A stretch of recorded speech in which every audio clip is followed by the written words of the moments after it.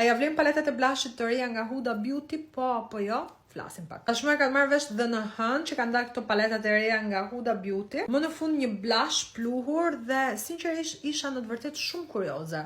Kam pothuajse një javë që i provoj dhe do ju them dy gjëra të rëndësishme. Çmimi i një palete është 40 euro dhe po ta mendojmë thellë 40 euro për 4 ngjyra, pra 4 blushe, nuk janë edhe aq shumë sepse i bie gati 10 euro një blush. Cilësia e këtyre paletave me domosdo është shumë e lartë, por ajo çka e bën këtë paletë shumë të veçantë është fakti që është shumë e pigmentuar. Të treja paletat kanë në të vërtetë një pigmentim të lartë dhe mbi të gjitha, un kam siç ju thash pothuajse një javë që i testoj. Ka ma diçka që nuk më bind 100% në këto paleta. Fakti është që këto paleta duhet ta pranojmë bëjnë pak njoll. Ka rastisur për shembull që në mëngjes kur jam pak me shpejtësi sepse duhet bëj gati fëmijët dhe t'ikim punë, nuk e kam kohën e duhur për ta punuar produktin dhe për ta përhapur sa më mirë. Në shumicën e rasteve kam vënë re se kam arritur në punë me njolla. E këtu kam arritur të kuptoj pse ajo ka vënë 4 ngjyra në një paletë, sepse një ngjyrë është pothuajse e pamundur që të përdoret. Duhet për forca të përdoren të dyja apo të treja ngjyrat. Vetëm duke i miksuar ngjyrat më të errta nga ato më të çelta do mund të krijojmë një sfumim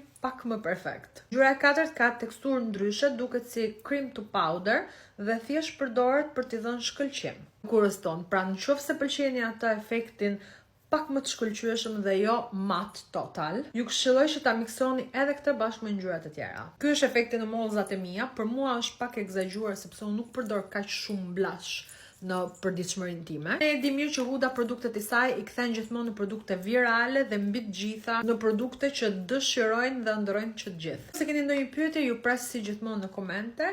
Ndërkohë, patjem.